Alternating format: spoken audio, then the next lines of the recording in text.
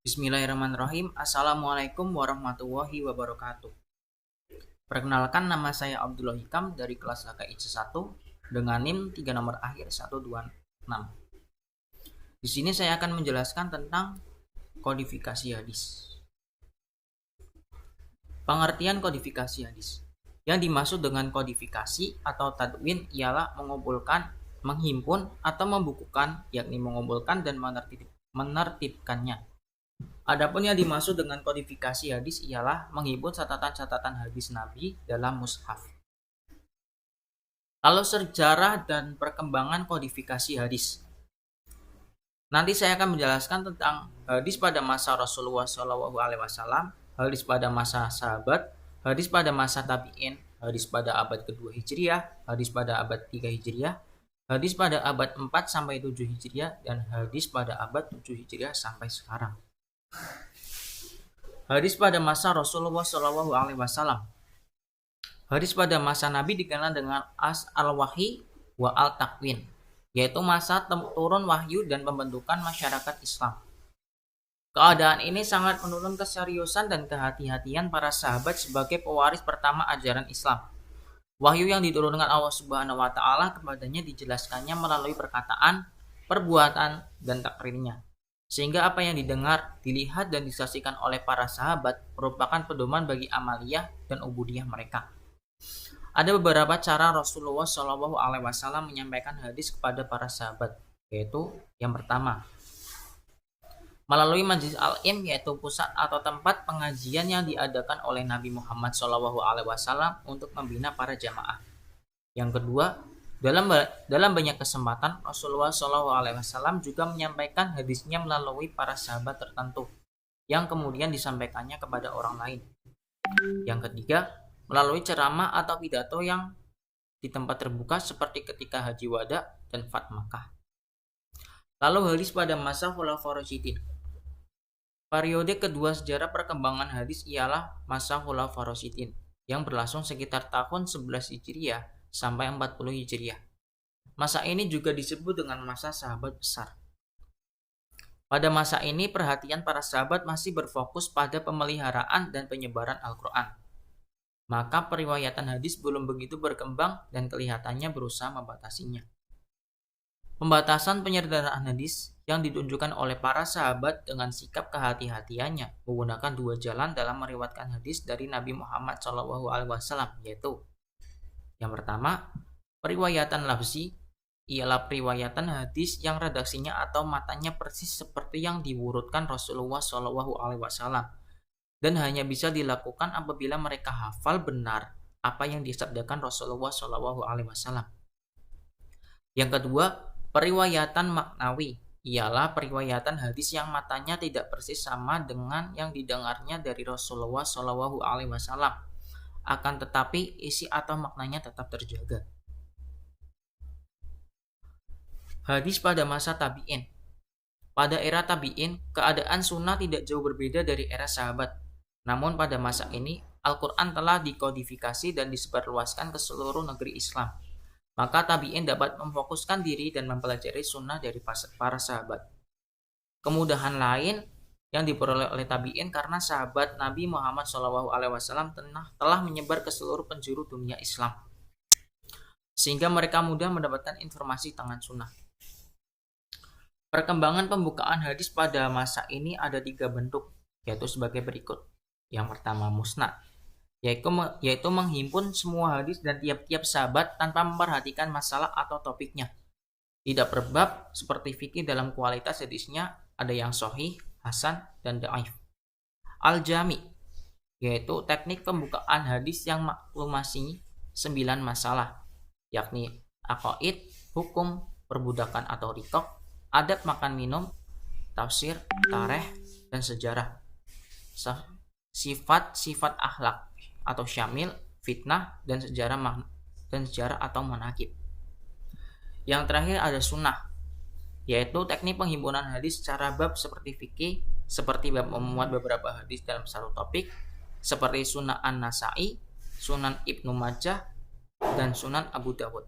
Di dalam kitab ini ada yang sahih, hasan, dan dhaif, tetapi tidak terlalu dhaif seperti hadis mungkar. Adapun tokoh-tokoh hadis dan kitab-kitab hadis yang terkenal pada abad kedua Hijriah diantaranya tokoh-tokoh yaitu Malik atau Imam Malik, Yahya ibnu Sa'id al-Qattan, Waqi ibnu al-Jarrah, dan yang lainnya. Lalu kitab-kitabnya ialah Al-Muwatta, susunan Imam Malik, Al-Maghazi wa As-Siyar, yaitu susunan Muhammad ibnu Ishaq, dan yang lainnya. Hadis pada abad 3 Hijriah. Hadis pada abad 3 Hijriah ini ialah merupakan puncak usaha pembukuan hadis atau masa ke masa. Ulama-ulama hadis yang muncul pada abad ini digelari muqaddimin, yang mengumpulkannya hadis dengan semata-mata berpegang pada usaha sendiri dan pemeriksaan sendiri, dengan menemui para penghafalnya yang tersebar di setiap pelosok dan penjuru negara Arab, Persia, dan lain-lain. Adapun tokoh-tokoh hadis yang lahir pada masa ini ialah Ali ibnu al-Madini, Abu Hatim ar-Razi, Muhammad ibnu Jarir at-Tabari, dan yang lainnya.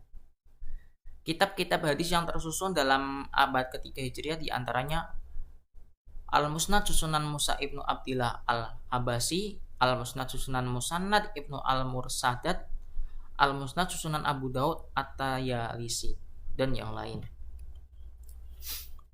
Hadis pada abad 4 sampai 7 Hijriah.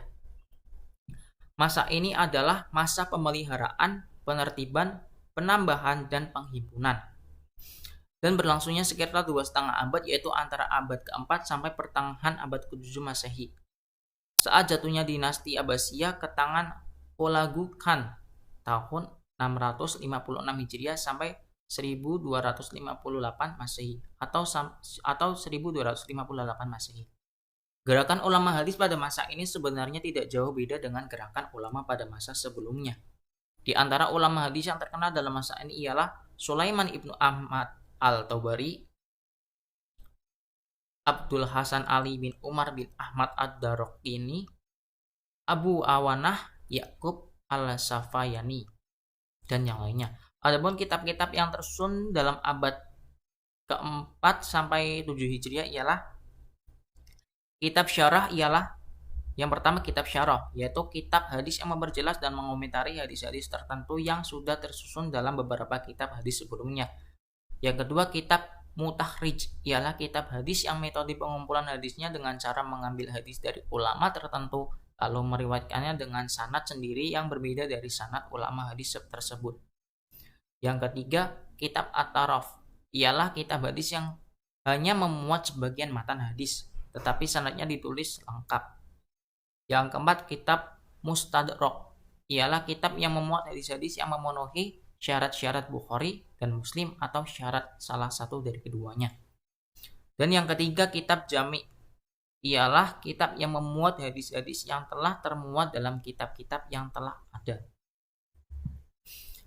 Kodifikasi hadis abad ke-7 Hijriah sampai sekarang. Masa ini adalah masa pesyarahan, penghimpunan, dan pentakhrijan. Ulama pada masa ini mulai mensistemasi hadis-hadis menurut kehendak penyusun, memperbarui kitab-kitab mutakhraj dengan cara membagi hadis menurut kualitasnya. Tokoh-tokoh hadis dalam abad ke-7 Hijriah sampai sekarang ialah Az-Zahabi, Ibnu Sayyid Anas, Ibnu Daqiq al-Id, Muhlatai, dan yang lainnya.